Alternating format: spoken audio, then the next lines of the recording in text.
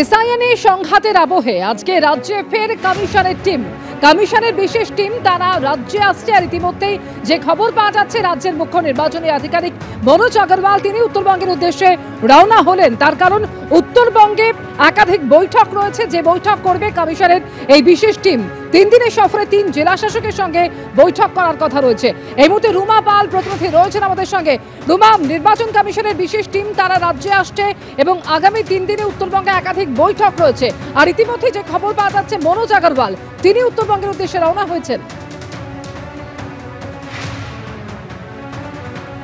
দেখো, জানিয়ে রাখি নির্বাচন কমিশনের স্পেশাল টিম আজকেই আসছে এবং সেটা বাগডোগরা একদম তারা পৌঁছবেন। এবং সেক্ষেত্রে বলে রাখি যে এই রাজ্যের দায়িত্বপ্রাপ্ত যিনি senior deputy election commissioner Gyanesh Bharti রয়েছেন, তার সঙ্গে 2 জন আরও থাকবেন এবং তারা যাচ্ছেন উত্তরবঙ্গ সফরে। এবং ইতিমধ্যেই কিন্তু মনোজ কুমার আগরওয়াল যিনি মুখ্য নির্বাচনী আধিকারিক এই মুহূর্তে সিও দপ্তর থেকে বেরোলেন এবং তিনিও উত্তরবঙ্গের উদ্দেশ্যে রওনা দিলেন।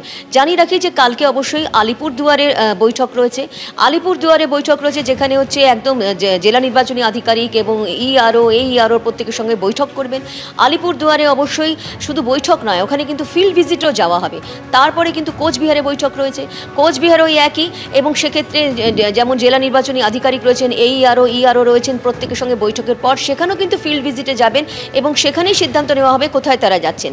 অন্যদিকে জানিয়ে রাখি যে এই দিনের সফরের পর কিন্তু পুরো বিশেষ টিম চলে যাবে জলপাইগুড়ি।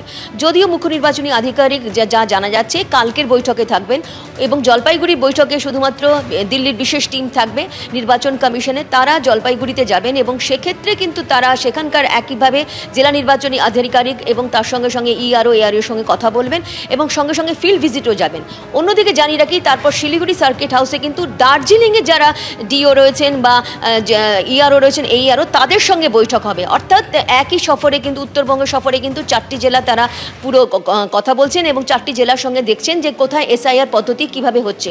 অন্যদিকে জানিয়ে রাখি যেটা ছিটমহলের বিষয়টা ছিল, ছিটমহলের বিষয়টা কিন্তু তারা খতিয়ে দেখবেন, যেখানে যারা নাগরিকত্ব পেয়েছেন এবং সেক্ষেত্রে তাদের কোনো অসুবিধা নেই এবং এমন কোনো ভোটার রয়েছে কিনা তাদের পুরো সমস্ত তালিকা রয়েছে, তাদেরকে খতিয়ে দেখা হবে যে এইখানকার পরিস্থিতি কি রয়েছে।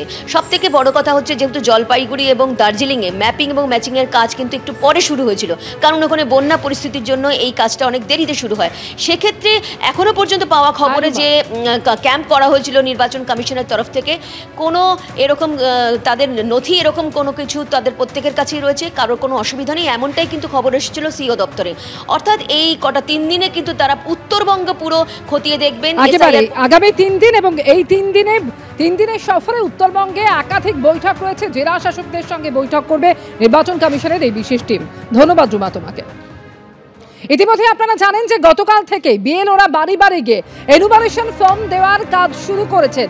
কিন্তু বাড়িতে বা ফ্ল্যাটে যদি কেউ না থাকে তাহলে কি হবে, আর সেক্ষেত্রে ভোটারদেরই বা কি করণীয়, সরজমিনে ঘুরে দেখলেন আমাদের প্রতিনিধি পার্থপ্রতিম ঘোষ।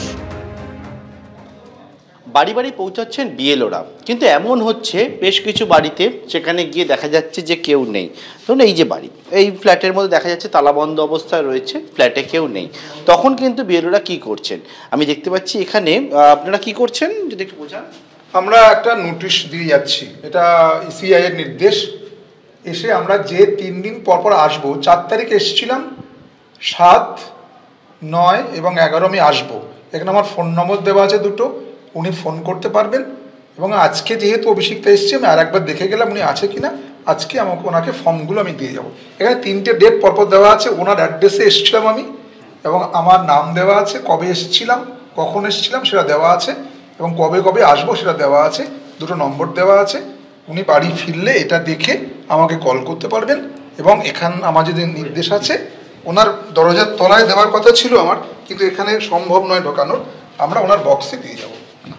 অর্থাৎ যদি কোনো বাড়িতেই কোনো ভোটার না থাকেন তাহলে কি হচ্ছে, এখানে থাকেন হয়তো কর্মসূত্রে কাজের জন্য বাইরে আছেন, সেই মতো কিন্তু একটি নোটিশ, সেই নোটিশ এখানে লাগিয়ে দেওয়া হচ্ছে এবং সেই নোটিশে একবারে বলে দেওয়া হচ্ছে বিএলওর নাম কি, কোন তারিখে উনি এসছেন এবং কোন তারিখে আগামীতে আসবেন, সেই মতো কিন্তু গোটা বিষয়টাকে বলা হচ্ছে। এমনকি যে বিষয় বলা হচ্ছে যদি কেউ না থাকে তাহলে ওনার যে লেটার বক্স রয়েছে সেইখানে কিন্তু ওনার যে ফর্ম, সেই ফর্ম সেখানে দিয়ে দেওয়া হবে এবং আগামী দিনে সেই ফর্মটিকেও কালেক্ট করে নেওয়া হবে। ক্যামেরায় অজয় তেজস্বী, পার্থপ্রতিম ঘোষ, এবিপি আনন্দ, কলকাতা।